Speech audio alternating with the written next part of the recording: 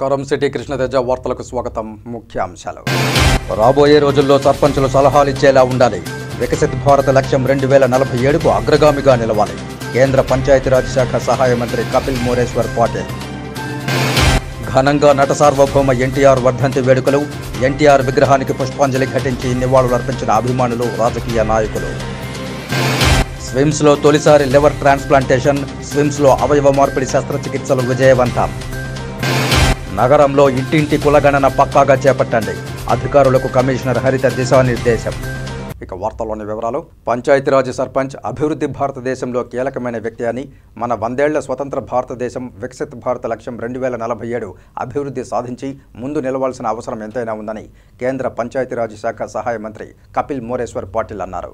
గురువారం ఉదయం తిరుపతి శ్రీ పద్మావతి మహిళా విశ్వవిద్యాలయ ఆడిటోరియంలో ఆరోగ్యకర భవిష్యత్తు దిశగా ఆరోగ్యకర గ్రామం అనే అంశంపై 3 రోజుల జాతీయ వర్క్షాప్ను పంచాయతీరాజ్ శాఖ సహాయ మంత్రి కపిల్ మోరేశ్వర్ పాటిల్ ప్రారంభించారు.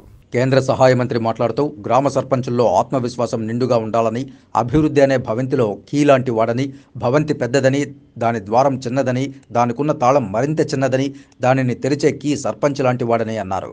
రానున్న 2047 నాటికి 100 ఏళ్ల స్వతంత్ర భారతదేశం వికసిత్ భారత లక్ష్యంతో ప్రధాని నరేంద్ర మోదీ సంకల్పంతో అభివృద్ధి పథంలో నిలవనుందని తెలిపారు. గ్రామంలో సర్పంచులు, స్వయం సహాయక మహిళా సభ్యులు కీలక పాత్ర పోషిస్తున్నారని, అయినా ఇంకా ఎన్నో గ్రామాలు అభివృద్ధి చెందాల్సిన అవసరం ఉందని అన్నారు. ఆత్మవిశ్వాసంతో సర్పంచులు అభివృద్ధికి నాంది పలకాలని, ఒక చెవిటివాడిలా ముందుకెళ్లాలని, ఆ మాట అనడానికి కారణముందని, ప్రమాదమని తెలిసినా కొండపైకి ఎక్కుతున్న వ్యక్తిని ఆపే ప్రయత్నం చేస్తుంటే ఆ వ్యక్తి కొండను సునాయాసంగా ఎక్కి దిగుతాడని, వద్దన్నా ఎందుకు వెళ్ళావని వారిస్తే తనకు చెవుడు ఉందని, అందుకే మాటలు వినబడలేదని, అయినా సాధించాడని చెబుతాడని, ఆ స్ఫూర్తితో అభివృద్ధి పునాదులు వేయాలని అన్నారు. ఆరోగ్యం, ఆయుష్, స్త్రీలు, శిశు అభివృద్ధి, త్రాగునీరు, పారిశుధ్యం, యువజన వ్యవహారాలు, పాఠశాల విద్య మొదలైన శాఖల కార్యదర్శుల క్రియాశీల సహకారంతో గ్రామ ఆరోగ్య ప్రణాళిక తయారీపై గ్రామ పంచాయతీలు దృష్టి సారించాలని అన్నారు. అందుకే వివిధ రాష్ట్రాల వారు పాల్గొనే ఈ కార్యశాలల్లో ఒక సమాధానం లభిస్తుందని నమ్ముతున్నారని పేర్కొన్నారు. కరువు నుండి మనం మానవత్వం నేర్చుకోవాలని, సంపద వారసత్వంతో రాదని, కష్టించి పనిచేయాలని తెలిపారు. అందుకే పంచాయతీరాజ్ గ్రామ స్వరాజ్యం దిశగా పయనించాలని ఆశిస్తున్నానని పేర్కొన్నారు. రాష్ట్ర ఉప ముఖ్యమంత్రి అలాగే పంచాయతీరాజ్ శాఖ మంత్రి బూడి ముత్యాల నాయుడు మాట్లాడుతూ రాష్ట్ర ముఖ్యమంత్రి పంచాయతీలపై ప్రత్యేక శ్రద్ధ పెట్టారని, గ్రామ సచివాలయాలు, ఆరోగ్య కేంద్రాలు, అంగన్వాడీల ఏర్పాటుతో అభివృద్ధి సంక్షేమం దిశగా ఆరోగ్య సురక్ష, పౌష్టికాహారాన్ని అందిస్తూ సుస్థిర అభివృద్ధి లక్ష్యాలు సాధిస్తున్నామని, ఆరోగ్య గ్రామాలు లక్ష్యంగా ముందుకు వెళ్తున్నట్లు పేర్కొన్నారు. ప్రభుత్వ ప్రాధాన్యత భవనాలు, సచివాలయాలు, ఆరోగ్య కేంద్రాలు, రోడ్లు, మురుగు కాలువలు నిర్మాణాలు కేంద్ర ప్రభుత్వ మహాత్మాగాంధీ ఉపాధి హామీ పథకంలో మెటీరియల్ కాంపౌండ్ నిధులు అనుసంధానం చేసి నిర్మాణాలు చేపట్టామని అన్నారు. జలజీవన్ మిషన్ ద్వారా ఇంటింటికి త్రాగునీరు అందించడం జరుగుతుందని అన్నారు. పారిశుధ్యం వైపు దృష్టి సారించి ఆరోగ్యాంధ్రప్రదేశ్గా తీర్చిదిద్దామని వివరించారు. ఈ సమావేశంలో స్వాగత ఉపన్యాసం రాష్ట్ర పంచాయతీరాజ్ మరియు గ్రామీణాభివృద్ధి శాఖ స్పెషల్ చీఫ్ సెక్రటరీ బూడిద రాజశేఖర్, వందన సమర్పణ రాష్ట్ర పంచాయతీరాజ్ శాఖ కమిషనర్ సూర్యకుమారి చేపట్టి అతిథులను ఘనంగా సత్కరించారు. ఉమ్మడి జిల్లా ZP chairman Govindappa Srinivasulu, CEO Prabhakar Reddy, central joint secretary Panchayati Raj Vivek Bharadwaj, అదనపు కార్యదర్శి doctor Chandrasekhar Kumar, joint secretary Vikas Anand, JC Shubham Bansal, మన రాష్ట్రంతో పాటు వివిధ రాష్ట్రాలు, కేంద్రపాలిత ప్రాంతాలు 32 ప్రాంతాల నుండి సర్పంచులు, స్థానిక సంస్థల ప్రతినిధులు, స్వయం సహాయక సంఘాల సభ్యులు, వైద్య సిబ్బంది, జిల్లా అధికారులు పాల్గొన్నారు. भाग्य में लिखा हुआ तो मिलने वाला है, लेकिन भगवान ऐसे कहते हैं कि भैया तेरे भाग्य में लिखा हुआ तब मिलेगा जब तू मेहनत करेगा. और मैं आप लोगों से ये कहना चाहूँगा कि हमसे कुछ मांगने से पहले ये सोचो. आप कहते हो कि पैसा दो तो हम काम करेंगे, और हम कहते हैं कि पहले काम करो तो हम पैसा देंगे. बिना काम के, अगर बिना पैसे के अगर कोई काम करता है तो वो आदमी, वो सरपंच, वो जिला अध्यक्ष, वो पंचायत अध्यक्ष, वो तारीफ के काबिल होता है. मेरी भी शुरुआत नायडू जी, मैं भी सरपंच रह चुका हूँ, उसके बाद तालुका का प्रधान बना, उसके बाद जिला पंचायत का उपाध्यक्ष बना, फिर जिला परिषद में ही एनिमल हस्बेंड्री और फार्मिंग का चेयरमैन बना, उसके बाद जिला परिषद का प्रेसिडेंट बना, फिर डिस्ट्रिक्ट कोऑपरेटिव बैंक का चेयरमैन भी बना.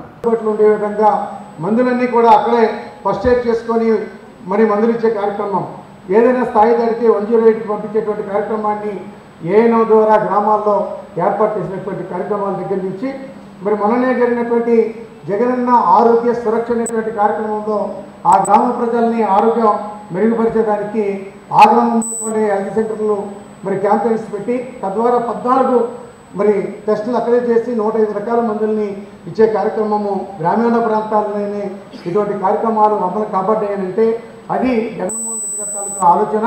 మరి నరేంద్ర మోడీ గారు పెట్టినటువంటి MGNRGS నిధుల నుంచి వచ్చినటువంటి నిధులతో బిల్డింగ్లు నిర్మాణం చేసుకున్నటువంటి అనేకమైనటువంటి కార్యక్రమాల దగ్గర నుంచి ఈరోజు గ్రామీణ ప్రాంత వాతావరణం బాగుండాలని అంటే అంగన్వాడీల దగ్గర నుంచి హెల్త్ సెంటర్ దగ్గర నుంచి త్రాగునీటి దగ్గర నుంచి ఈరోజు కేంద్ర రాష్ట్ర ప్రభుత్వాల నుంచి ఏర్పాటు చేసినటువంటి జల్ జీవన్ మిషన్ నిధుల నుంచి త్రాగునీరు ప్రతి ఇంటికి కూడా త్రాగునీరుని ఏర్పాటు చేసి ఆరోగ్యకరమైనటువంటి త్రాగునీరు ఇస్తేనే ఆ గ్రామ ప్రజలకు మంచి జరుగుతున్నటువంటి ఆలోచనతోని తిరుపతి నగరపాలక సంస్థ పరిధిలోని ఇంటింటికి వెళ్లి కులగణన పక్కాగా చేపట్టాలని తిరుపతి నగరపాలక సంస్థ కమిషనర్ హరిత అధికారులను ఆదేశించారు.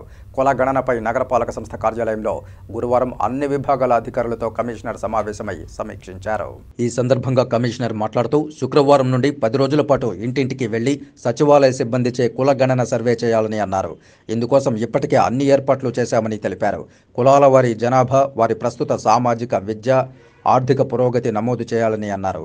ఈ కులగణన ద్వారా అత్యంత ఉపయోగకరమైన పథకాలు రూపకల్పన చేయడానికి, అర్హులైన వారిని గుర్తించి వారికి లబ్ధి చేకూర్చడానికి, పథకాలు సక్రమంగా అమలుపరిచి తద్వారా సామాజిక న్యాయాన్ని పెంపొందించి సమసమాజాన్ని స్థాపించడానికి ఉపయోగపడుతుందని అన్నారు.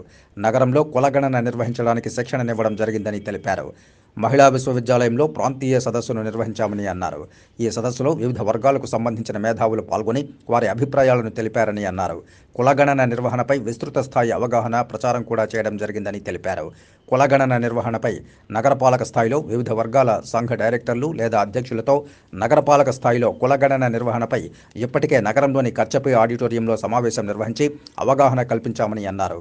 కులగణన జరిగే రూట్ మ్యాప్ మరియు రోజువారీ సందర్శన షెడ్యూల్ కూడా సిద్ధం చేశామని అన్నారు. వీటిని వార్డు సచివాలయంలో నోటీస్ బోర్డులో ప్రదర్శించడం జరిగిందని అన్నారు. నగరంలోని అన్ని వార్డుల్లో కులగణన నిర్వహణ, అన్ని గృహాలు వేటిని విస్మరించకుండా కులగణన చేయాలని అన్నారు. వసతి గృహాలు, వృద్ధాశ్రమాలు మొదలైనవి గణన చేసేటప్పుడు ప్రత్యేక శ్రద్ధ వహించి డూప్లికేట్లు దొల్లకుండా జాగ్రత్త వహించాలని అధికారులకు కమిషనర్ ఆదేశించారు. కులగణన నిర్వహించేందుకు ప్రభుత్వంచే రూపొందించిన యాప్లో వివరాలు నమోదు చేయాలన్నారు.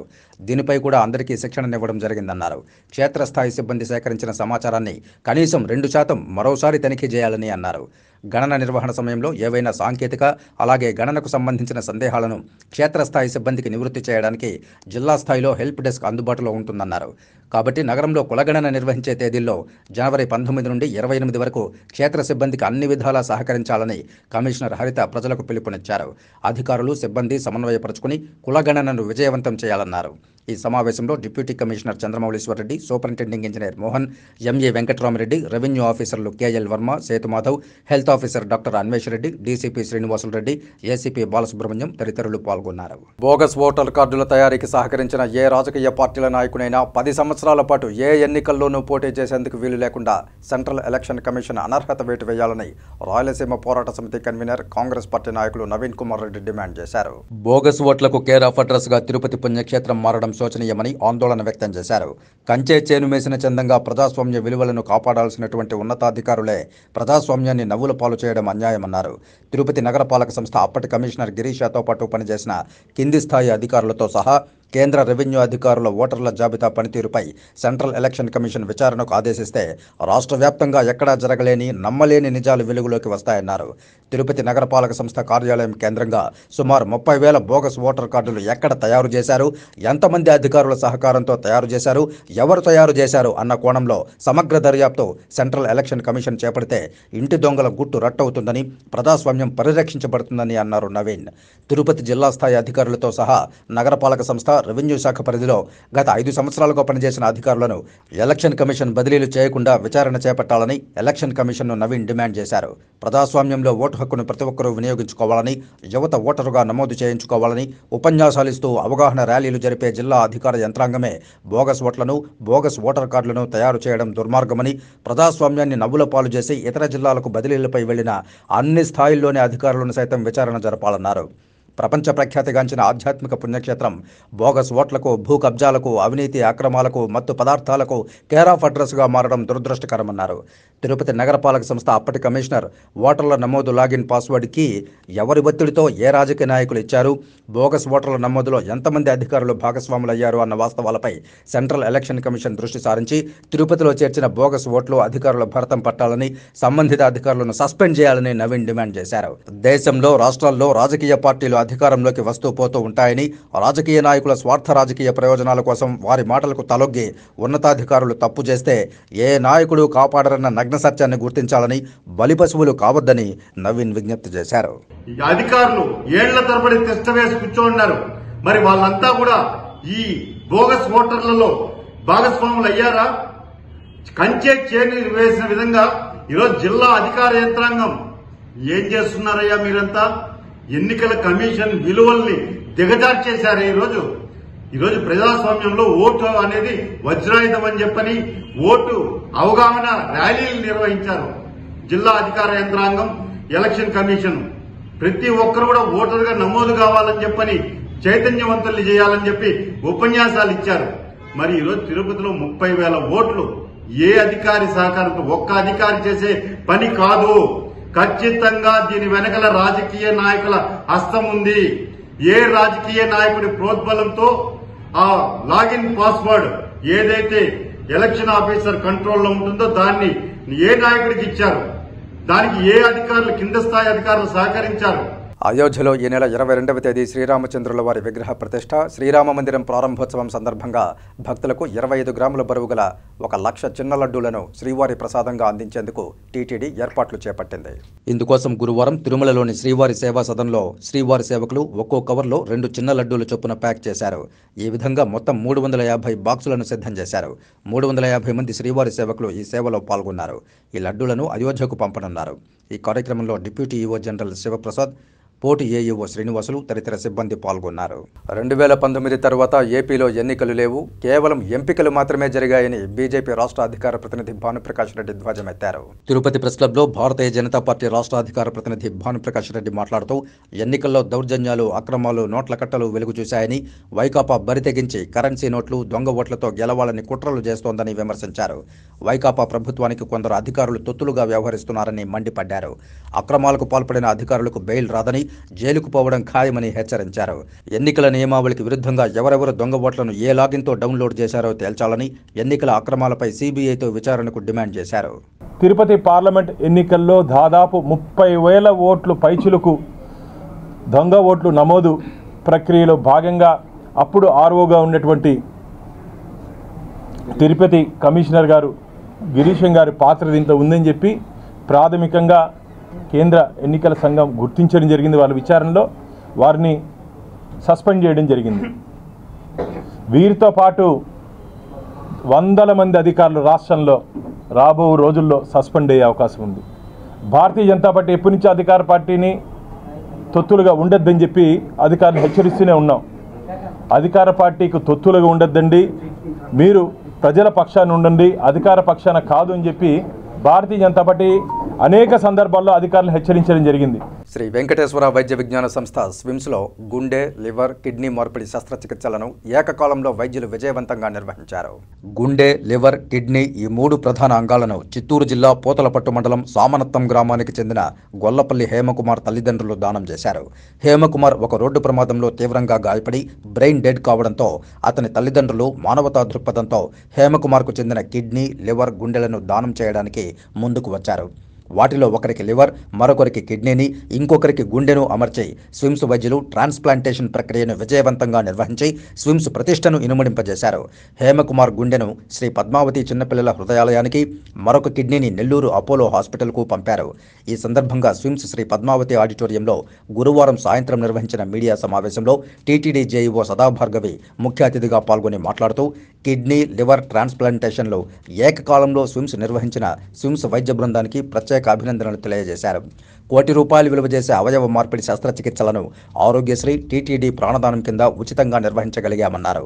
గత సంవత్సరం అవయవ దానంపైన స్విమ్స్ వేదికగా నిర్వహించిన అవగాహన సదస్సులో టీటీడీ చైర్మన్ భూమన కరుణాకర్ రెడ్డి, ఈవో ఏవి ధర్మారెడ్డి సందేశాలను స్ఫూర్తిగా తీసుకుని అవయవ దాన శస్త్రచికిత్సలు నిర్వహించే స్థాయికి స్విమ్స్ ఎదిగినందుకు సంతోషంగా ఉందన్నారు.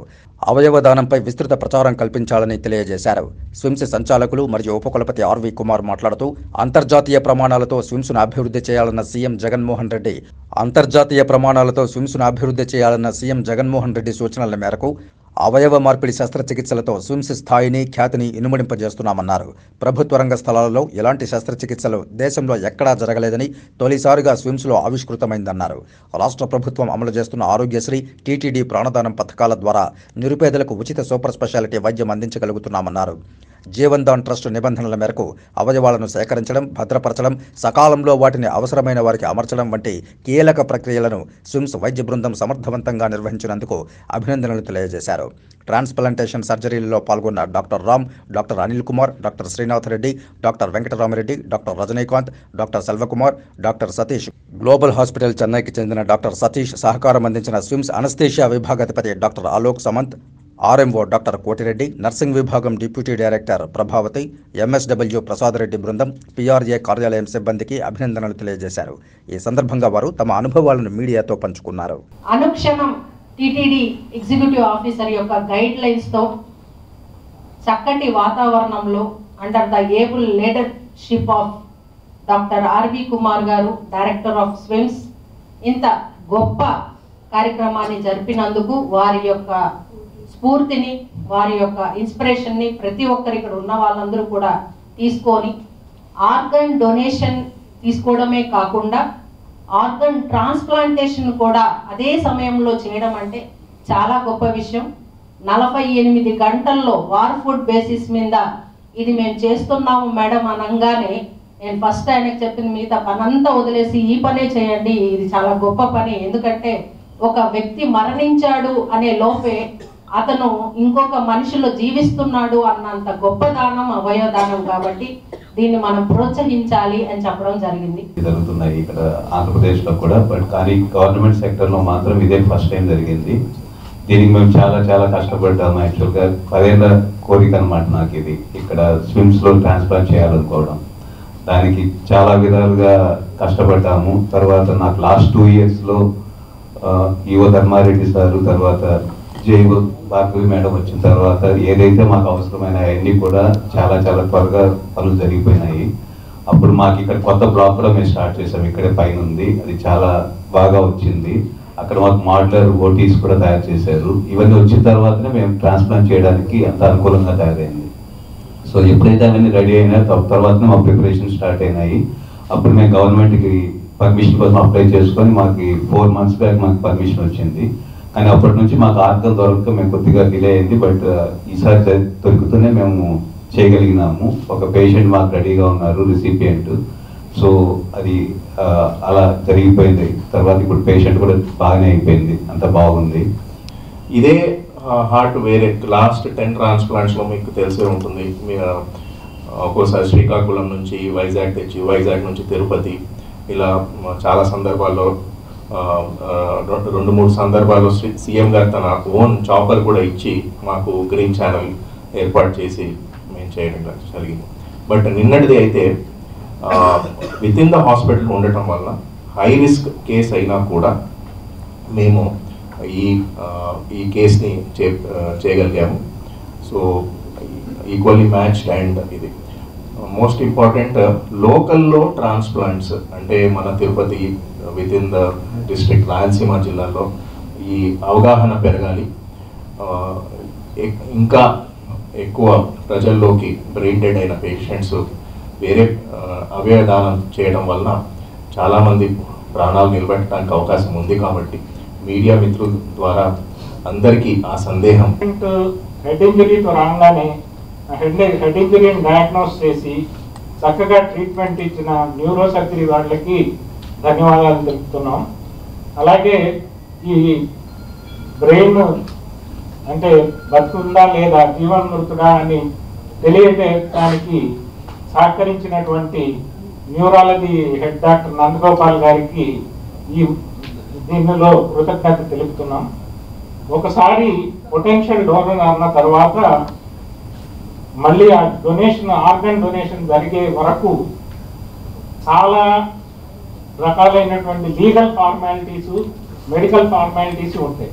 ఆ బ్రెయిన్ చనిపోయి తక్కినటువంటి ప్రభావం తక్కిన అవయవాలన్నింటి మీద కూడా చాలా తీవ్రంగా పడుతుంది.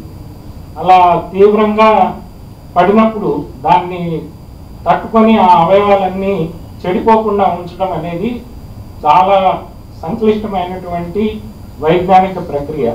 విశ్వ కళ్యాణం, ధర్మరక్షణ సంస్థాప లక్ష్యంగా హనుమాన్ చాలీసా పారాయణాన్ని గత 5 రోజులుగా తిరుపతి రామచంద్ర పుష్కరిణిలో ఏకధాటిగా కొనసాగుతుంది. ప్రతి ఒక్కరూ శ్రీరామనామాన్ని జపిస్తూ ఈ సప్తాహ కార్యక్రమాన్ని నిర్విఘ్నంగా పూర్తి చేయాలని హనుమాన్ దీక్షం పీఠం పీఠాధిపతులు దుర్గాప్రసాద్ స్వామి భక్త కోటికి పిలుపునిచ్చారు. తిరుపతిలోని ఎస్వి తారకరామ స్టేడియంలో ఈ నెల 21వ తేదీన జరగనున్న కోటి హనుమాన్ చాలీసా పారాయణ మహాయజ్ఞం కార్యక్రమంలో ప్రతి ఒక్కరూ పాల్గొని విజయవంతం చేయాలని ఆయన కోరారు. ఈ నెల 22వ తారీఖున రామజన్మభూమి అయోధ్యలో బాలరాముని ప్రాణ ప్రతిష్ఠన జరగనున్నదని, ఈ సందర్భంగా ప్రతి పీఠములోనూ, దేవాలయంలోనూ, ప్రతి ఇంటిలోనూ రామనామ జపం, హనుమంతుని చాలీసా పారాయణం వేడుకగా జరుగుతుందని అన్నారు. ఇందులో భాగంగానే దక్షిణాది తిరుమలలోని అంజనాద్రిలో హనుమంతుడు అంజనాదేవి గర్భాన ఉద్భవించారని, అందుకోసమే సప్తాహ పారాయణ కార్యక్రమాన్ని నిర్వహించామని అన్నారు. ఈ సందర్భంగా ప్రతి ఇంటిలోనూ 5 దీపాలు వెలిగించాలని ఆయన కోరారు. విశ్వ కళ్యాణం, ఆరోగ్యం తదితర శుభాలు మనకు ఆ రాముని కృప వల్ల లభిస్తాయని ఆయన అన్నారు.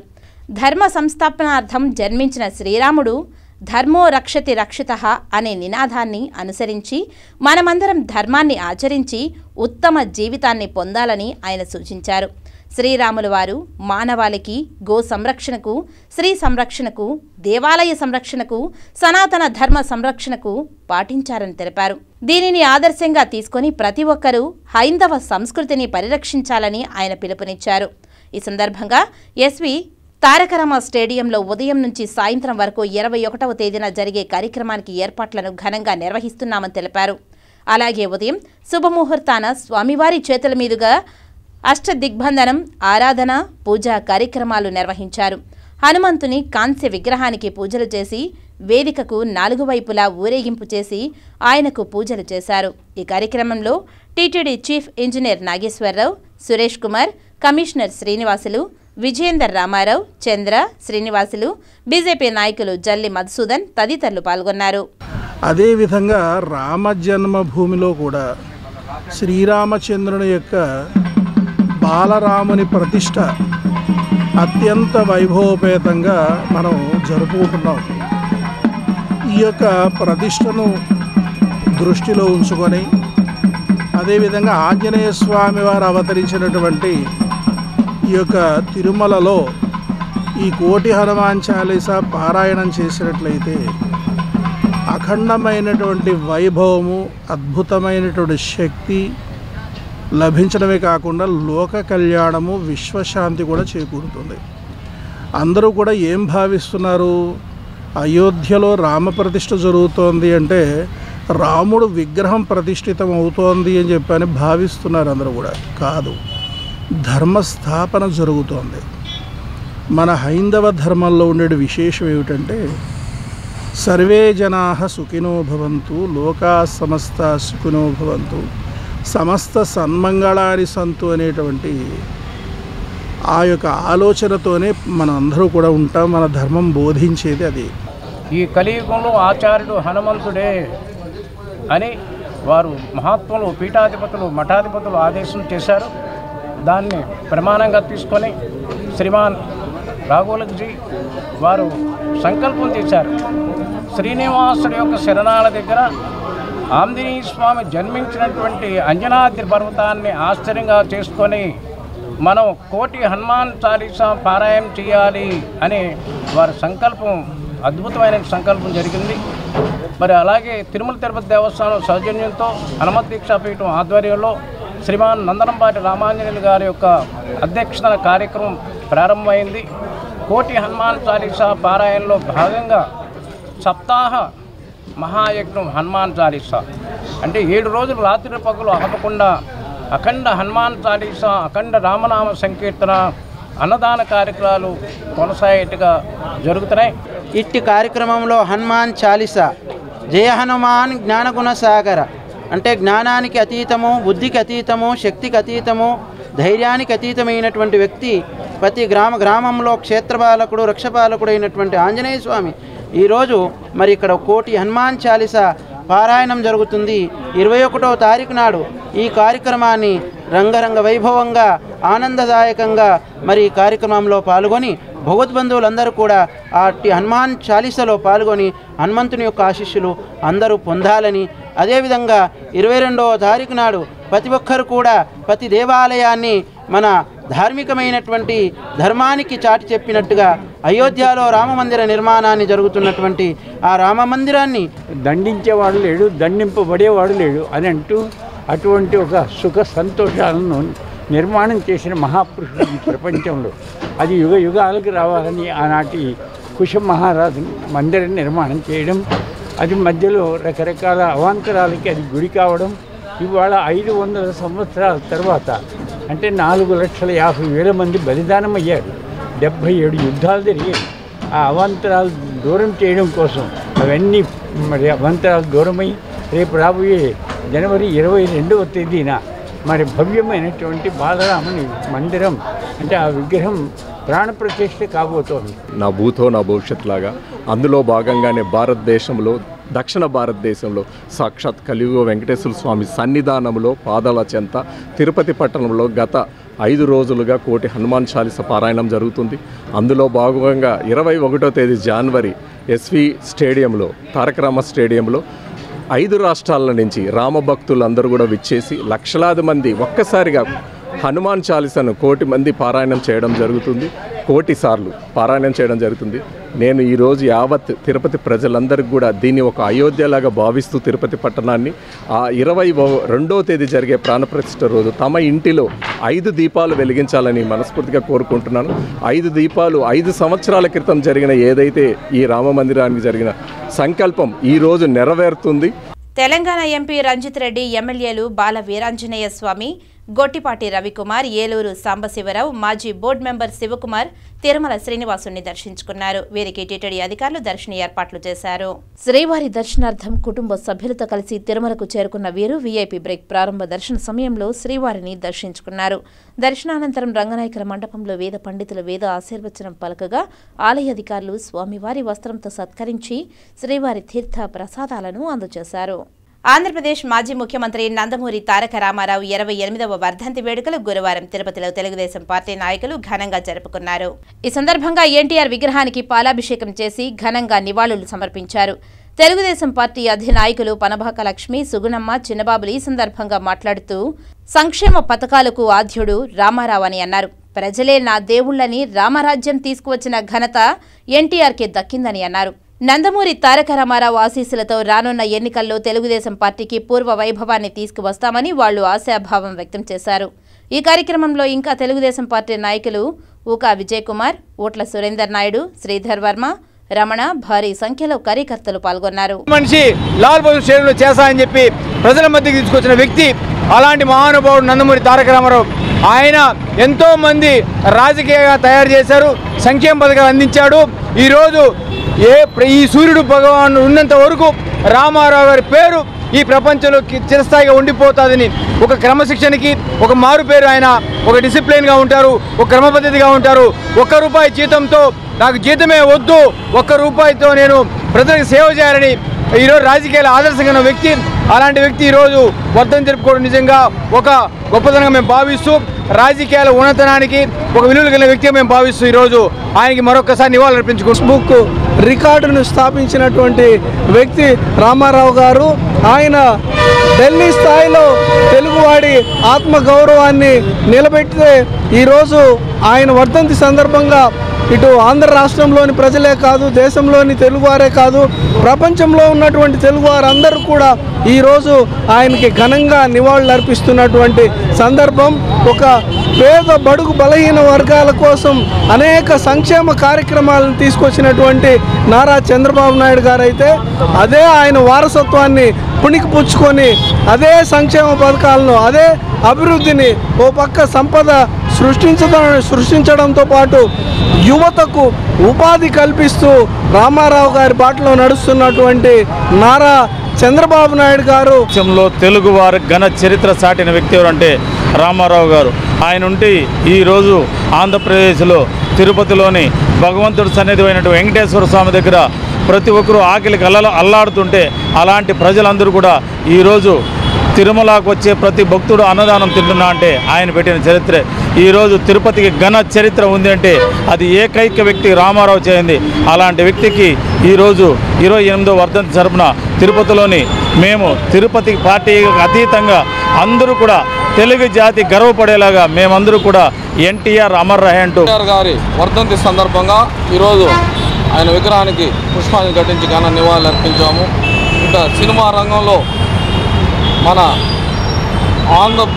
ఆంధ్రుల ఖ్యాతిని దశ దిశ వ్యాప్తి చెందిన మహానటుడు రామారావు గారు. ఈరోజు ఆయన వర్ధంతి సందర్భంగా రంగస్థలి కళాకారులు మేమంతా వచ్చి ఆయన విగ్రహానికి పుష్పాన్ని ఘటించి ఘన నివాళి అర్పించాము. ఆయన తిరుపతి అభివృద్ధి కూడా ఎంతో కృషి చేశారు. ఈరోజు పద్మావతి మహిళా యూనివర్సిటీ కానీ, తెలుగు గంగ వాటర్ తిరుపతికి రావడానికి కానీ అనేక కార్యక్రమాలు తిరుపతి అభివృద్ధికి ఎంతో కృషి చేసిన మహానుభావుడు రామారావు గారు. వార్తలు ఇప్పుడు కాసేపు విరామం. చదలవాడ కృష్ణతేజ దంత వైద్య కళాశాల మరియు సూపర్ స్పెషాలిటీ ఆసుపత్రులు అత్యాధునిక దంత వైద్య సేవలు అందుబాటులోకి తెచ్చారు. అన్ని దంత సమస్యలకు ఒకే చోట పరిష్కారం. అన్ని రకాల వైద్య సేవలు అందుబాటులో ఉన్న ప్రాంగణం చదలవాడ దంత వైద్యశాల. అనుభవజ్ఞులైన వైద్యులచే అందమైన చిరునవ్వు కోసం ఆధునిక దంత వైద్యం, పిప్పి పళ్లకు రూట్ కెనాల్ చికిత్స, చిగురు వాపు వ్యాధులకు అత్యాధునిక చికిత్స, ఎత్తుపళ్ళు, వంకర పళ్ళు, రంగు మారిన పళ్లకు ప్రత్యేకమైన వైద్య బృందంచే చికిత్స. సంప్రదించండి చదలవాడ కృష్ణతేజ దంత వైద్య కళాశాల, రేణిగుంట రోడ్, తిరుపతి. తిరిగి వార్తల్లోనికి స్వాగతం. తిరుమలలో గోల్డ్ మ్యాన్ ప్రత్యక్షమయ్యాడు. అతని ఒంటి నిండా బంగారు ఆభరణాలే. ఎవరతను, ఏంటా విశేషాలు? తిరుమల నుండి సిటీ కృష్ణతేజ ప్రతినిధి శివ అందిస్తున్న ప్రత్యేక కథనం మీకోసం. ఒంటిపై ఎన్ని కిలోల నగలున్నాయి? నగలంటే ఇష్టపడే వారిలో ఎక్కువగా ఆడవారే ఉంటారు. ఆడవారి అందానికి నగలు ముఖ్యం. నగల కోసం భర్తను పీడిచ్చేస్తూ ఉంటారు. మగవారైతే తక్కువగానే బంగారాన్ని వేసుకుంటూ ఉంటారు. చేతికి ఉంగరమో లేకుంటే చైన్ లాంటిది. కానీ తిరుమలలో బంగారు బాబు ప్రత్యక్షమయ్యాడు. ఒళ్లంతా బంగారంతో భక్తులను ఆశ్చర్యపరిచాడు. తిరుమలలో నిత్యం వేలాది మంది భక్తులు శ్రీవారిని దర్శించుకుంటూ ఉంటారు. బుధవారం ఓ భక్తుడు శ్రీవారిని దర్శించుకుని బయటికి వచ్చాడు. అతడిని చూసి అంతా షాక్ అయ్యారు. అతని ఒంటి నిండా బంగారు ఆభరణాలున్నాయి. ఆ భక్తుడిని చూసి ఆశ్చర్యానికి లోనయ్యారు మిగతా భక్తులు. హైదరాబాద్ నగరంలో నివాసం ఉంటున్న మధుసూదన్ తిరుమల శ్రీవారి దర్శనార్థం తిరుమలకు వచ్చారు. చేతి వేళ్లకు పెద్ద పెద్ద ఉంగరాలు, కుడి చేతికి భారీ కంకణం, మెడలో పెద్ద చైన్లతో పాటు నరసింహస్వామి పులి గోరును కలిగిన డాలర్ను వేసుకున్నారు. 1.5 కేజీల బంగారు బరువు గల ఆభరణాలు ధరించిన శ్రీవారిని దర్శించుకున్నారు మధుసూదన్. ఆయన హైదరాబాద్లో రియల్ ఎస్టేట్ వ్యాపారంతో పాటు 2 హోటల్స్ నడుపుతున్నట్లు తెలిపారు. తిరుమలలో మధుసూదన్ ఫొటోస్ ఇప్పుడు అందరినీ ఆకర్షిస్తున్నాయి. వామ్మో, ఎన్ని ఆభరణాలతో తిరుమల వెళ్లారా అని అంతా అవాక్ అవుతున్నారు. హైదరాబాద్లో పేరుగాంచిన వ్యాపారవేత్త మధుసూదన్ ఈ రోజు తిరుమల శ్రీనివాసుని దర్శించుకున్నారు కుటుంబ సమేతంగా. అయితే సాంప్రదాయం ప్రకారం పంచెతో దర్శించుకోవాలి. మధుసూదన్ పంచ బనీన్ను ధరించారు. షర్టు వేసుకోకుండానే ఆలయంలోనికి ప్రవేశించారు. అయితే మధుసూదన్ మెడలో 1.5 కిలోల బంగారం కనిపించింది. అలాగే 10 వేళ్లలో 8 వేళ్లకు బంగారు ఉంగరాలు ఉన్నాయి. మధుసూదన్ను చూసిన భక్తులు ఆశ్చర్యపోయారు. ఆలయంలో పనిచేసే టీటీడీ ఉద్యోగులు కూడా ఒక్కసారిగా ఆశ్చర్యానికి లోనయ్యారు. శ్రీకాళహస్తి తెలుగుదేశం పార్టీ ఆధ్వర్యంలో ఎన్టీఆర్ వర్ధంతిని ఘనంగా నిర్వహించారు. మహిళలకు సాధికారత కల్పించి సంక్షేమ పాలనకు శ్రీకారం చుట్టింది ఎన్టీఆర్ఏనని వక్తలు కొనియాడారు. శ్రీకాళహస్తి ఎన్టీఆర్ విగ్రహం వద్ద తెలుగుదేశం పార్టీ ఆధ్వర్యంలో ఎన్టీఆర్ 28వ వర్ధంతి జరిపారు. పట్టణ పార్టీ అధ్యక్షుడు విజయ్ కుమార్, ఖంటా రమేష్ ఆధ్వర్యంలో ఎన్టీఆర్ విగ్రహానికి పాలాభిషేకం నిర్వహించారు. మాజీ మంత్రి బొజ్జల గోపాలకృష్ణారెడ్డి తనయుడు బొజ్జల సుధీర్ రెడ్డి మరియు ఎస్సీవీ నాయుడు కార్యక్రమానికి ముఖ్య అతిథిగా విచ్చేసి ఎన్టీఆర్ చిత్రపటానికి పుష్పమాలలు వేసి ఘనంగా నివాళి అర్పించారు. ఎన్టీఆర్ అమరహే అంటూ నినాదాలు చేశారు. పార్టీ నాయకులు ఎన్టీఆర్కు ఘనంగా నివాళులు అర్పిస్తూ పూజలు జరిపారు. బొజ్జల బృందమ్మ ఈ సందర్భంగా మాట్లాడుతూ ఎన్టీఆర్ రాజకీయాలలోకి వచ్చిన నాటి నుండి కాంగ్రెస్ పాలనకు చర్మగీతం పాడి పేద ప్రజలకు ద్వారా సంక్షేమ పథకాలు అమలుకు శ్రీకారం చుట్టారని అన్నారు.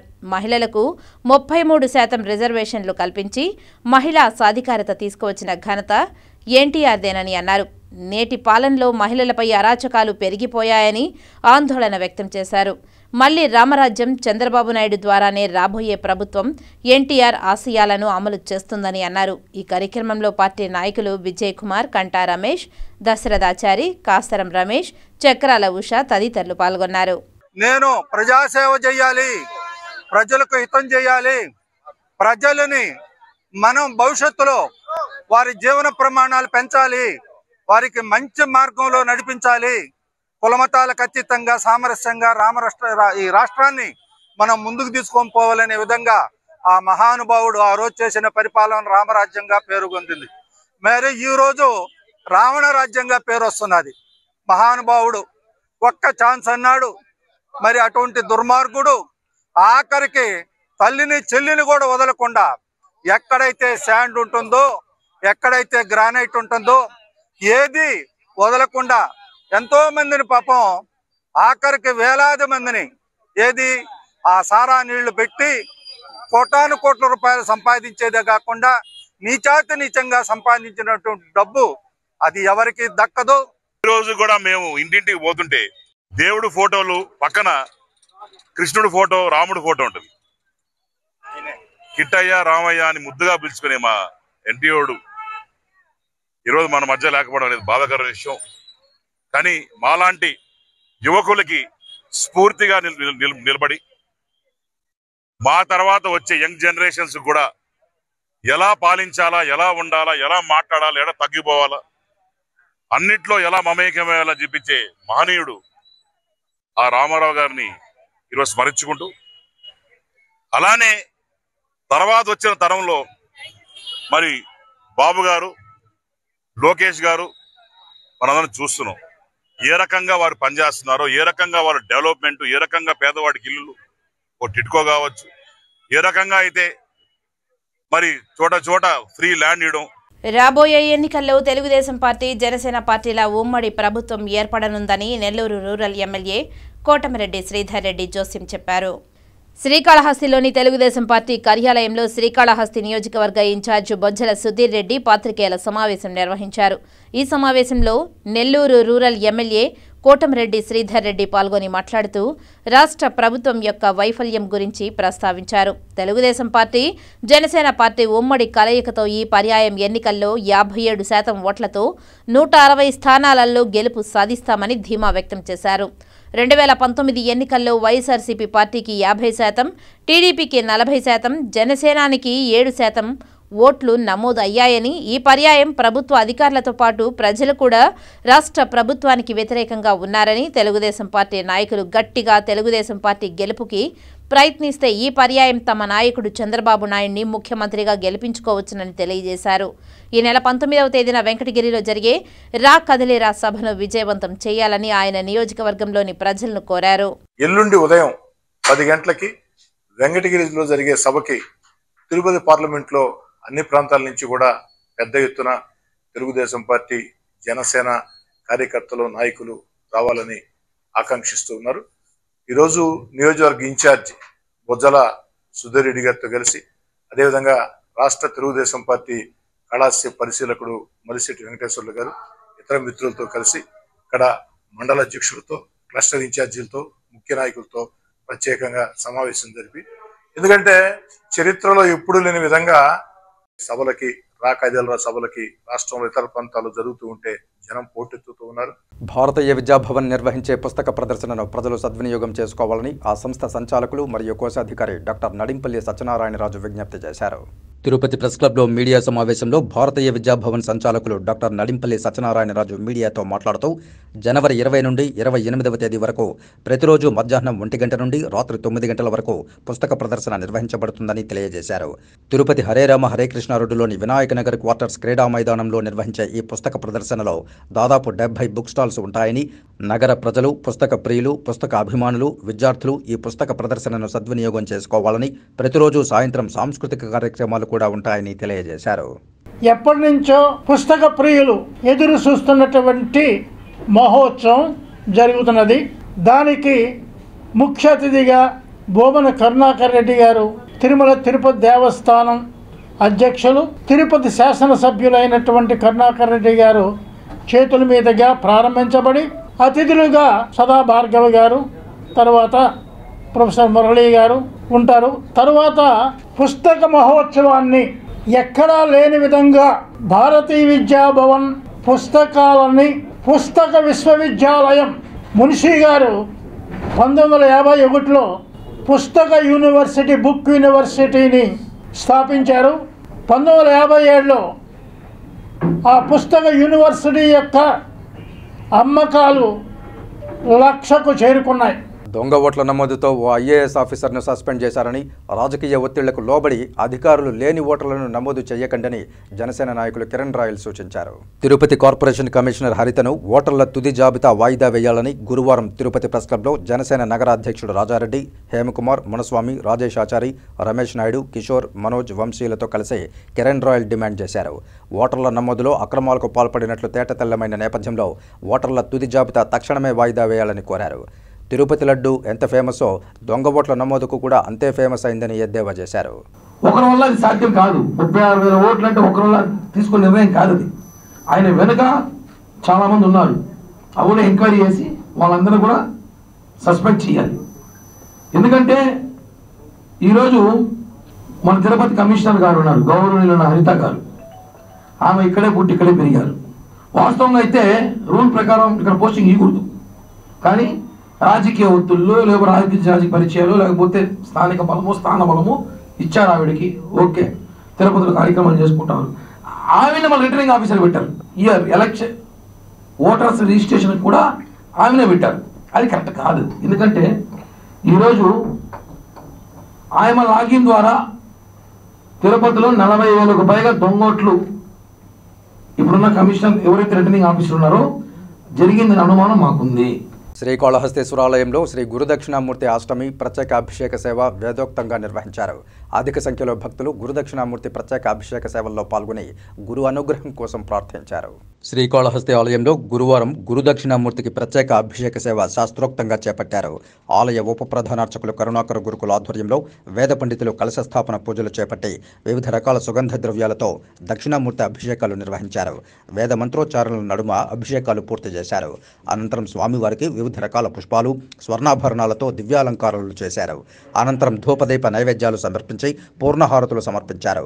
ఈ అభిషేక సేవలో విశేష సంఖ్యలో భక్తులు పాల్గొని గురుదక్షిణామూర్తి అనుగ్రహం కోసం ప్రార్థించారు. ఈ కార్యక్రమంలో ఆలయ చైర్మన్ అంజూరు శ్రీనివాసులు, ఆలయ EO KS Ramarao, temple inspector Sudarshan Naidu, temple superintendent Nagabhushanam Yadav, ఆలయ అధికారులు పాల్గొన్నారు. శ్రీకాళహస్తిలో ఐసీడీఎస్ కార్యాలయం వద్ద గత 38 రోజులుగా సమ్మె నిర్వహిస్తున్న అంగన్వాడీ ఉద్యోగుల నిరసన దీక్షలకు బీజేపీ రాష్ట్ర కార్యదర్శి కోలా ఆనంద్, బీజేపీ శ్రేణులు మద్దతు పలికారు. రాష్ట్ర కార్యదర్శి కోలా ఆనంద్ మాట్లాడుతూ జగన్మోహన్ రెడ్డి గత ఎన్నికల ముందు పాదయాత్రలో ఇచ్చిన హామీల ప్రకారం అంగన్వాడీల సమస్యలు పరిష్కరించాలని కోరారు. జూన్ నెలలో అంగన్వాడీల సమస్యలు పరిష్కరిస్తానని చెప్పడం విడ్డూరంగా ఉందని తెలియజేశారు. ఇక రానున్న ఎన్నికల తర్వాత ఏ పార్టీ అధికారంలో ఉంటుందో ఎవరూ చెప్పలేమని, ఇప్పటికైనా ముఖ్యమంత్రి జగన్మోహన్ రెడ్డి అంగన్వాడీల సమస్యలు పరిష్కరించాలని డిమాండ్ చేశారు. కేంద్ర ప్రభుత్వం రాష్ట్రానికి కావాల్సినంత నిధులు మంజూరు చేస్తున్నా ఎందుకో ముఖ్యమంత్రి జగన్మోహన్ రెడ్డి అంగన్వాడీల సమస్యలు పరిష్కరించడానికి చొరవ చూపలేకపోతున్నారని అన్నారు. రాష్ట్ర ప్రభుత్వం అంగన్వాడీ ఉద్యోగుల న్యాయమైన డిమాండ్లను పరిష్కరించేంత వరకు భారతీయ జనతా పార్టీ అండగా ఉంటుందని భరోసా ఇచ్చారు. అదేవిధంగా గడిచిన ఈ 30 నెలల్లో అన్ని పండుగలు కూడా వాళ్ళు ఒక్కరోజు కూడా వారి ఇంట్లో ఉండి పండుగ జరుపుకోకుండా మరి వారికి రావాల్సినటువంటి న్యాయమైనటువంటి వేతనం ఏదుందో ఆ వేతనాన్ని ఈ రాష్ట్ర ముఖ్యమంత్రి జగన్మోహన్ రెడ్డి మాట ఇచ్చి మాట తప్పాడు. అంటే జగన్మోహన్ రెడ్డి గారు చెప్తారు మాట మడమ తెప్పము మాట తెప్పము అని చెప్పి. ఈయన వచ్చినాక అన్నీ తిరిగిపోయినాయి రాష్ట్రంలో. మరి ఈరోజు పాపం వాళ్ళు మహిళలందరూ కూడా మరి 35 రోజులుగా రోడ్డు మీద కూర్చుంటే కనీసం ఇప్పటికి కూడా కనికరం లేకుండా పక్క రాష్ట్రంలో తెలంగాణ రాష్ట్రంలో అప్పటి ప్రభుత్వము ఏదైతే మాట ఇచ్చారో అది నెరవేర్చారు. తెలుగు భాష ఉన్నంత వరకు నిలిచిపోయే మహానటుడు స్వర్గీయ నందమూరి తారక రామారావు అని రాయలసీమ రంగస్థలి చైర్మన్ గుండాల గోపీనాథ్ రెడ్డి కొనియాడారు. ఎన్టీఆర్ వర్ధంతి సందర్భంగా రాయలసీమ రంగస్థలి అధ్యక్షుడు గుండాల గోపీనాథ్ రెడ్డి ఆధ్వర్యంలో కళాకారులు ఎన్టీఆర్ విగ్రహానికి పుష్పాంజలి ఘటించి ఘనంగా నివాళులర్పించారు. ఈ సందర్భంగా గుండాల గోపీనాథ్ రెడ్డి మాట్లాడుతూ వివిధ పౌరాణిక పాత్రల్లో నటించి ప్రేక్షకులను మెప్పించి తనకు ఎవరూ సాటిరారని చాటి చెప్పడమే కాకుండా పరిపాలనా పరంగా ఎన్టీఆర్ గొప్ప పాలనాధ్యక్షుడని అందుకే వారు చరిత్ర పుటల్లో చిరస్థాయిగా నిలిచిపోయారని గుండాల గోపీనాథ్ రెడ్డి పేర్కొన్నారు. ఈ కార్యక్రమంలో రాయలసీమ రంగస్థలి కార్యదర్శి కెఎన్ రాజా, పొన్నాల జయజిరెడ్డి, టి జగన్నాథం, వి సుబ్రహ్మణ్యం రెడ్డి, చంద్రారెడ్డి తదితరులు పాల్గొన్నారు. పుష్పాన్ని ఘటించి ఘన నివాళులు అర్పించాము. ఇంకా సినిమా రంగంలో మన ఆంధ్రుల ఖ్యాతిని దశ దిశ వ్యాప్తి చెందిన మహానటుడు రామారావు గారు. ఈరోజు ఆయన వర్ధంతి సందర్భంగా రంగస్థలి కళాకారులు మేమంతా వచ్చి ఆయన విగ్రహానికి పుష్పాన్ని ఘటించి ఘన నివాళి అర్పించాము. ఆయన తిరుపతి అభివృద్ధి కూడా ఎంతో కృషి చేశారు. ఈరోజు పద్మావతి మహిళా యూనివర్సిటీ కానీ, తెలుగు వాటర్ తిరుపతికి రావడానికి కానీ అనేక కార్యక్రమాలు తిరుపతి అభివృద్ధికి ఎంతో కృషి చేసిన మహానుభావుడు రామారావు గారు. తెలుగుదేశం పార్టీ వ్యవస్థాపకులు మాజీ ముఖ్యమంత్రి నందమూరి తారక రామారావు 28వ వర్ధంతి సందర్భంగా పోతలపట్టు నియోజకవర్గం తెలుగుదేశం పార్టీ ఎమ్మెల్యే అభ్యర్థి మురళీమోహన్ ఆధ్వర్యంలో అన్ని మండలాల్లో నాయకులు, కార్యకర్తలు ఎన్టీఆర్ విగ్రహానికి పూలమాలలు వేసి నివాళులర్పించారు. ఈ సందర్భంగా కాణిపాకం 4 రోడ్ల కూడలి వద్ద పేదలకు అన్నదాన కార్యక్రమం నిర్వహించారు. అలాగే పోతలపట్టు నియోజకవర్గ కేంద్రంలో అన్నా క్యాంటీన్ ప్రారంభించారు. ఈ సందర్భంగా ఎమ్మెల్యే అభ్యర్థి మురళీమోహన్ మాట్లాడుతూ తెలుగు జాతి ఖ్యాతిని ప్రపంచవ్యాప్తంగా తెలియజేసిన మహోన్నత నాయకుడు నందమూరి తారక రామారావు అని కొనియాడారు. తెలుగు ప్రజల అభివృద్ధిని ఆకాంక్షిస్తూ పార్టీని స్థాపించి కేవలం 9 నెలల్లోనే అధికారంలోకి తీసుకువచ్చిన ఘనత ఆయనదేనని తెలిపారు. ఆయన ఆశయ స్ఫూర్తితో తెలుగుదేశం పార్టీని మరింతగా బలోపేతం చేసి రానున్న ఎన్నికల్లో నారా చంద్రబాబు నాయుడును ముఖ్యమంత్రిగా చేయడమే లక్ష్యంగా పనిచేస్తామని పేర్కొన్నారు. ఈ కార్యక్రమంలో నాయకులు, కార్యకర్తలు పాల్గొన్నారు. చరిత్రను రికార్డు చేయడం జరిగింది. అలా పేదల పాలిట పెన్నిదిగా ప్రతి కుటుంబానికి అవసరాన్ని తీర్చే ఒక ఆసరాగా మారినటువంటి తెలుగుదేశం పార్టీ ఆ రోజు నుంచి ఈ రోజు వరకు కూడా అదే రకమైనటువంటి పందాలో అదే రకమైనటువంటి విధానాలను అనుసరించి ఆయన ఆశయాలకు అనుగుణంగా పనిచేస్తూ ఉంది. గౌరవ నారా చంద్రబాబు నాయుడు గారి సారథ్యంలో, నారా లోకేష్ బాబు గారి నాయకత్వంలో అన్న ఆశయ సాధన కోసం, అన్న ఆశయాల కోసం తెలుగుదేశం పార్టీ అవిశ్రాంతంగా కృషి చేస్తూనే ఉంటుంది. ఇక వార్తలు ముగించే ముందు ముఖ్యాంశాలు మరోసారి చూద్దాం. రాబోయే రోజుల్లో సర్పంచులు సలహాలు ఇచ్చేలా ఉండాలి. వికసిత్ భారత లక్ష్యం 2047కు అగ్రగామిగా నిలవాలి. కేంద్ర పంచాయతీరాజ్ శాఖ సహాయ మంత్రి కపిల్ మోరేశ్వర్ పాటిల్. ఘనంగా నట సార్వభౌమ ఎన్టీఆర్ వర్ధంతి వేడుకలు. ఎన్టీఆర్ విగ్రహానికి పుష్పాంజలి ఘటించి నివాళులర్పించిన అభిమానులు, రాజకీయ నాయకులు. స్విమ్స్లో తొలిసారి లివర్ ట్రాన్స్ప్లాంటేషన్. స్విమ్స్లో అవయవ మార్పిడి శస్త్రచికిత్సలు విజయవంతం. నగరంలో ఇంటింటి కులగణన పక్కాగా చేపట్టండి. అధికారులకు కమిషనర్ హరిత దిశానిర్దేశం. ఈ వార్తలు ఇంతటితో సమాప్తం. నమస్కారం.